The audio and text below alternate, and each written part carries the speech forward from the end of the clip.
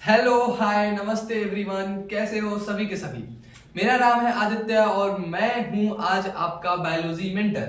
ठीक है, तो आज के इस लेक्चर में क्लास 9th के लिए, क्लास 8 के लिए, सभी के लिए इंपॉर्टेंट एक ऐसा वीडियो लेकर के आया हूं जो आपको पूरे बेसिक से बायोलॉजी को उठा करके पूरे टॉप पे बैठाएगा। आया बात समझ में? क्योंकि बेस पकड़ेंगे और हम लोग धीरे धीरे धीरे धीरे लेवल इंक्रीज करते करते एकदम टॉप लेवल पे जाएंगे। तो जब बायोलॉजी का बात करते हैं तो हमें बायोलॉजी में ना दो चीज के बारे में पढ़ना है। चीज के बारे में पढ़ना है। पहला प्लांट के बारे में और दूसरा एनिमल के बारे में। मतलब कि जब भी आपके पास बायोलॉजी वर्ड आए ना तो आप समझिएगा क्या, बायोलॉजी मतलब दो क्या क्या, प्लांट एंड एनिमल्स। ठीक है, अभी देखिए आज के इस वीडियो लेक्चर में हम पढ़ेंगे सेल के बारे में।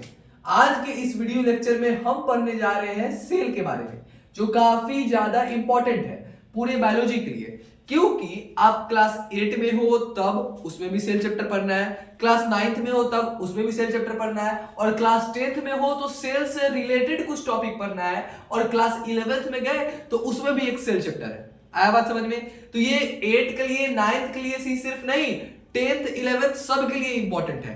जो बेसिक से उठा करके आपको टॉप पे ले जाएगा ना, वो यही चैप्टर है। इस चैप्टर को अच्छे से समझ गया ना, उसके बाद आप समझो क्या कि पूरा बायोलॉजी आपके कब्जे में आ गया। ठीक है, क्योंकि मैं हमेशा से कहते आया हूं कि जो बेस है वहीं से आप ऊपर बिल्ड अप करते जाते हो। ठीक है, तो आज के इस वीडियो लेक्चर में हम देख रहे हैं सेल के बारे में। आज का हमारा टॉपिक है सेल। तो सबसे पहले आपके मन में एक क्वेश्चन आया होगा क्या कि सेल क्या होता है। ठीक है, तो सेल कहने का मतलब क्या है कि the basic structural and functional unit of life. कहने का मतलब क्या है कि एकदम बेसिक स्ट्रक्चरल एंड फंक्शनल। मतलब क्या कि अब बताइए, आपके घर में आपके आसपास में एक रूम बना होगा। ठीक है, उस रूम को बनाने के लिए हम लोग एक एक ईंट का जुगाड़ किए होंगे कि नहीं किए होंगे। मतलब हर एक ईंट को एक साथ रखे तब एक दीवार बना। ठीक है, अब बहुत सारे दीवार को एक साथ रखे तो एक रूम बना। ठीक है, फिर एक बहुत सारे रूम को एक साथ रखे तो एक पूरा हमारा सिस्टम, मतलब पूरा एक घर तैयार हो गया। आया बात समझ में? तो ठीक उसी तरीके से हमारा जो सेल है वह एकदम बेसिक, एकदम स्मॉलेस्ट यूनिट ऑफ लाइफ है, एकदम basic structural and functional unit of life है। कहने का मतलब क्या है कि इस सेल से ही मिल करके किसी भी ऑर्गेनिज्म का पूरा स्ट्रक्चर तैयार होता है। किसी भी ऑर्गेनिज्म का जो भी फंक्शन होता है ये सेल के ही कारण हो पाता है। आया बात समझ में? आया बात समझ में? मतलब कि सेल नहीं है तो हम नहीं है, क्योंकि हम बने हैं सेल से। ठीक है, हम भी बने हैं सेल से, उसके साथ साथ जितने भी प्लांट्स हैं वह सभी भी बने हैं सेल से। इतना चीज क्लियर होगा। सेल क्या है? सेल डिफाइन करने के लिए कोई बोलेगा तो क्या बोलेंगे? The cell is the basic structural and functional unit of life. एकदम सिंपल सा है, नोट कर लीजिए, cell is the structural and functional unit of life. ठीक है, अब देखिए बच्चा, यहां पर सेल कहने का मतलब क्या है। सबसे पहले सेल के टाइप्स को समझते हैं। यहां पर पूरा इस चैप्टर का फ्लोचार्ट बनाकर लाया हूं मैं कि इस चैप्टर में कैसे कैसे किस किस टॉपिक को कवर करना है। तो सबसे पहले इसको समझते हैं। सेल के जब टाइप्स का बात करते हैं तो उसमें पहला टाइप आता है प्रोकैरियोटिक सेल। प्रोकैरियोटिक सेल्स में आ जाएगा बैक्टीरिया।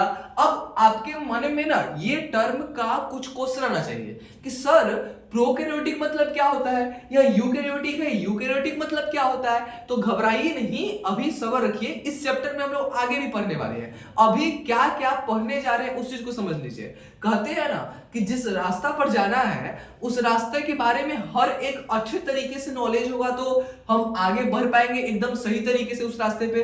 तो आप लोग जिस रास्ता पे अभी चलने जा रहे हैं उस रास्ते को पहले देख लीजिए कि हमको कैसे कैसे जाना है, और उसके बाद इस पे स्टडी करना स्टार्ट कीजिएगा, उसके बाद चलना स्टार्ट करेंगे।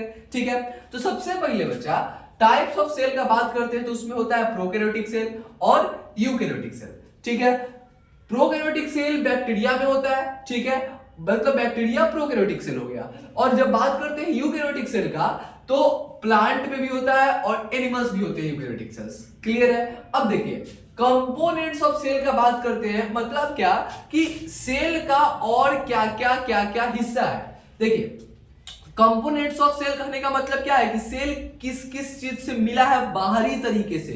जैसे कि सेल मिलकर बना है सेल वॉल से।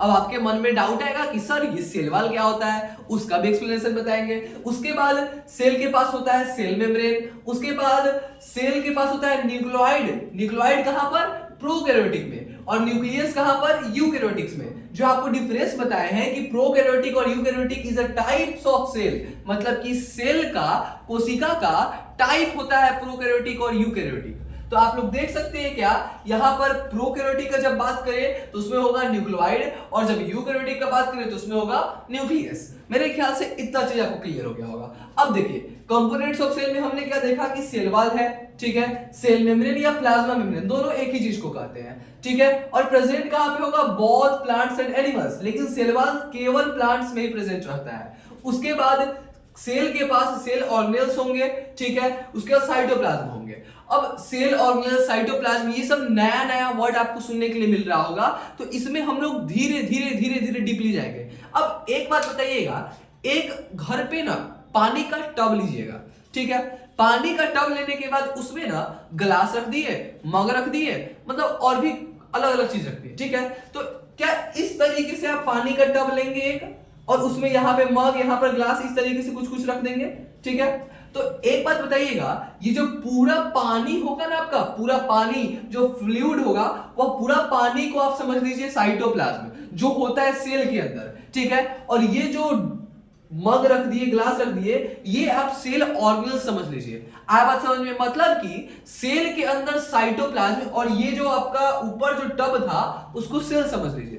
तो सेल के अंदर, इस सेल के अंदर एक साइटोप्लाज्म होता है। साइटोप्लाज्म क्या, जो भी एक्स्ट्रा स्पेस बचेगा उसको हम साइटोप्लाज्म कहते हैं, जिसमें प्रेजेंट रहता है साइटोप्लाज्म में सेल ऑर्गेनल्स। मेरे ख्याल से आपको सेल ऑर्गेनल्स क्लियर हो गया होगा, साइटोप्लाज्म क्लियर हो गया होगा। नहीं भी क्लियर हो गया होगा तो कोई बात नहीं, अभी इस वीडियो में हम लोग आगे भी देखने वाले हैं, ठीक है। तो अभी कंपोनेंट्स ऑफ सेल का जब बात कर रहे थे तो उसमें हमने देखा क्या, सेल वॉल, ठीक है, सेल मेम्ब्रेन, प्लाज्मा मेम्ब्रेन, फिर हमने देखा सेल ऑर्गेनेल, फिर हमने देखा साइटोप्लाज्म, ठीक है, क्लियर है। चलिए अब देखिए, जब हम लोग बात करते हैं सेल ऑर्गेनेल का, तो सेल ऑर्गेनेल्स में क्या क्या आता है उस चीज को समझते हैं। सबसे पहले सेल ऑर्गेनेल्स में आएगा इंडोप्लाज्मिक रेटिकुलम, ठीक है। इंडोप्लाज्मिक रेटिकुलम के जब टाइप्स का बात करते हैं तो उसमें हो जाएगा रफ इंडोप्लाज्मिक रेटिकुलम और स्मूथ इंडोप्लाज्मिक रेटिकुलम। रफ और स्मूथ।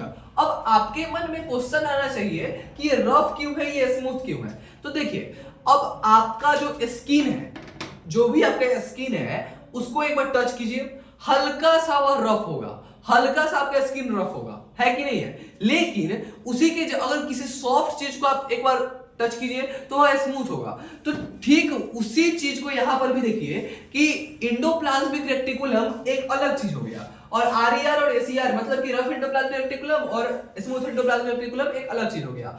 मतलब कि इंडोप्लाज्मिक रेटिकुलम का जो ऊपर वाला सरफेस होगा, अगर वह रफ हो गया तो हम कहेंगे क्या, वह रफ इंडोप्लाज्मिक रेटिकुलम हो गया।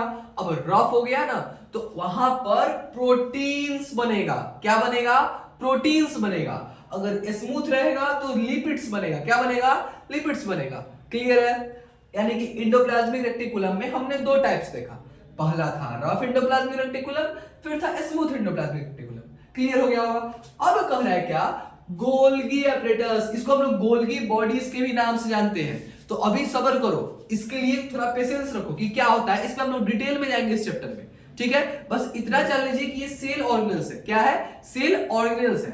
अब उसके बाद है लाइजोसोम, माइटोकॉन्ड्रिया, वैकल्स, प्लास्टिड्स, प्लास्टिड्स में फिर क्रोमोप्लास्ट, ल्यूकोप्लास्ट और क्लोरोप्लास्ट।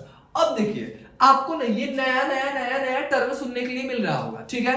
तो इसमें ना करना ये है कि हम लोग, जैसे हमारा बॉडी हो गया, ठीक है, हमारे बॉडी में हमारे हाथ का कुछ और काम है, आंख का कुछ और काम है, कान का कुछ और काम है, नाक का कुछ और काम है। मतलब क्या, मतलब कहने का मतलब ये है कि हमारे बॉडी के हर एक हिस्से का अलग अलग काम है, अलग अलग काम है। उसी तरीके से इस सेल के अलग अलग ऑर्गेनेल्स का अलग अलग काम होगा कि नहीं होगा।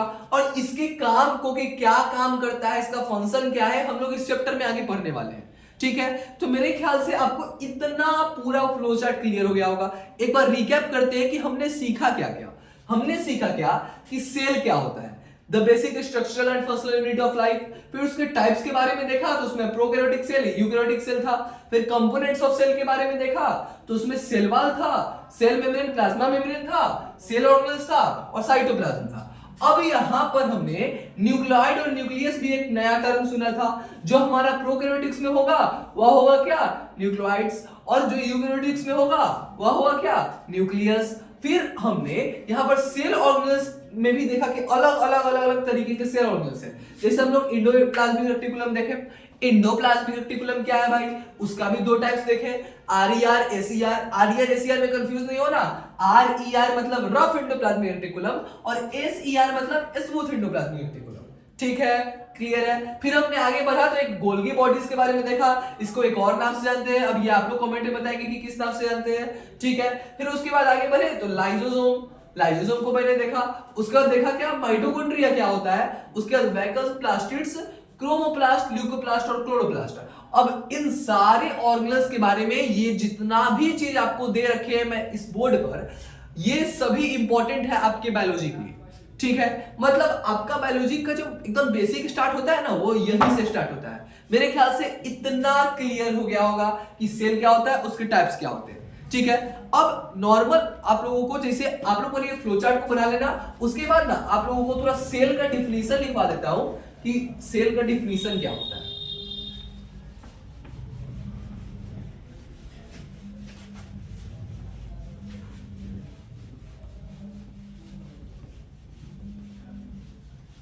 देखिए, सेल का जब डिफिनीशन का बात करते हैं, देखिएगा, सेल को डिफाइन करने के लिए the basic structural and functional unit of life. ठीक है, आपको जैसे बताया क्यों बेसिक है, क्यों basic structural and functional unit of life है। ठीक है, अब सेल में ना एक और टर्म को समझेंगे क्या कि यूनिसेलुलर क्या होता है और साथ ही मल्टी सेलुलर क्या होता है।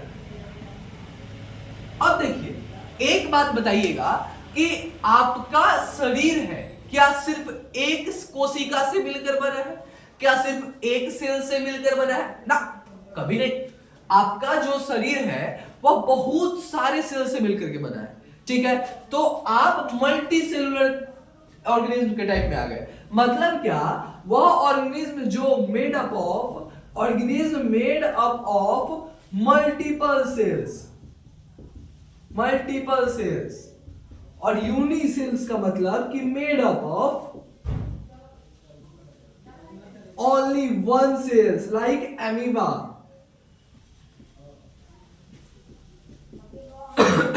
क्लियर है, यूनिसेलुलर, मल्टीसेलुलर, यूनिसेलुलर केवल एक सेल से मिलकर बनेगा। जैसे कि ये एक मार्कर है तो ये यूनिसेलुलर यूनिस हो गया, मतलब क्या, एक है। अगर मैं यहां पर मान लो ये पेन है, मान लो मैंने दो पेन ले लिया, ठीक है, दोनों मार्कर समझ लो या फिर दोनों सेल ही समझ लो। ठीक है, अब दो तरीके का सेल है, एक और सेल ले ली, मान लीजिए भी एक सेल है। ठीक है, इन तीन सेल ले लिए। ठीक है, मतलब ये अलग अलग तरीके का सेल से मिलकर बना है, तो क्या हो गया, ये मल्टी सेलुलर हो गया। मेरे ख्याल से आपको डिफरेंस क्लियर होगा, सेल क्या होता है, यूनिसेलुलर क्या होता है, मल्टी सेलुलर क्या होता है। तो चलिए, थैंक यू। अगर वीडियो अच्छा लगा हो तो लाइक करें, शेयर करें, अपने फ्रेंड्स के पास भी शेयर कीजिए। एक बार जरूर से हमारे वीडियो में कमेंट करके बताइए कि कैसा लगा, फीडबैक देके जाइए, क्योंकि आप ही लोग बताते हैं, हमें मोटिवेशन मिलता है उससे, और हम भी और अच्छा परफॉर्म करने का ट्राई करते हैं। ठीक है, तो इस एक ऐसा चैनल है, यहाँ पर आपको फिजिक्स, केमिस्ट्री, बायोलॉजी, ठीक है, तीनों का सॉल्यूशन और एक्सप्लेनेशन मिलेगा। ठीक है, और अभी हम लोग बेसिक से स्टार्ट किए हैं, अब हम लोग धीरे धीरे अपने लेवल को इंक्रीज करेंगे। चलिए, थैंक यू।